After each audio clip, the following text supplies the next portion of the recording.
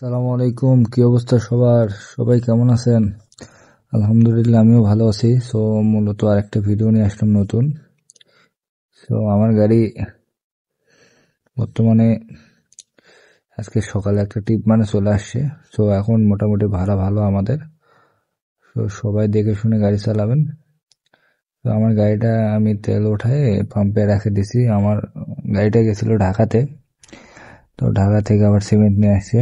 So আমার গাড়ির 2 দিনে মোটামুটি ভালো কাজ দিয়েছে, 8,000 টাকার মতো। সো আজকে সন্ধ্যার মনে হয় ধানের টিপ মারবে কালীহাতের দিকে।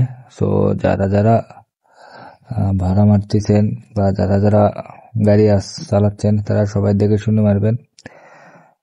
মোটামুটি গাড়ির মার্কেট এখন আস্তে আস্তে বাড়বে।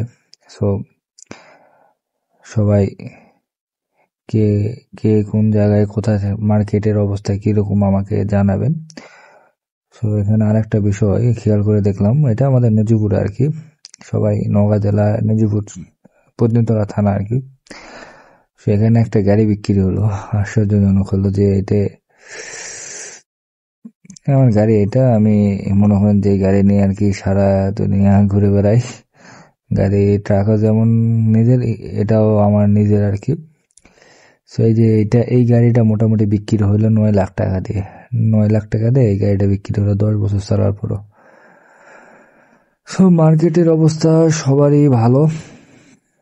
আপনাদের কোন এলাকায় কিরকম মার্কেট অবশ্যই আমাকে জানাবেন, আমি ওই এলাকায় ভাড়া মারার চেষ্টা করব। সো আমার এলাকায় মোটামুটি ধান উঠতেছে, ভাড়াও ভালো। সো সব মিলে আলহামদুলিল্লাহ ভালো আছি। তো সবাই ভালো থাকবেন, সুস্থ থাকবেন, দোয়া করবেন আমাদের জন্য, আমরা যেন ভালো মতো ভাবে গাড়িটা চালাতে পারি। তো এই মাসে কত গাড়ি ক্যাশ দিল অবশ্যই আপনাদেরকে বলবো। আর মূলত একটু ব্যস্ততার কারণে ভিডিও করা হচ্ছে না। সবাই দোয়া করবেন যেন ভিডিওটা রেগুলারই করতে পারি। তো আজকে এই পর্যন্ত, সবাই ভালো থাকবেন।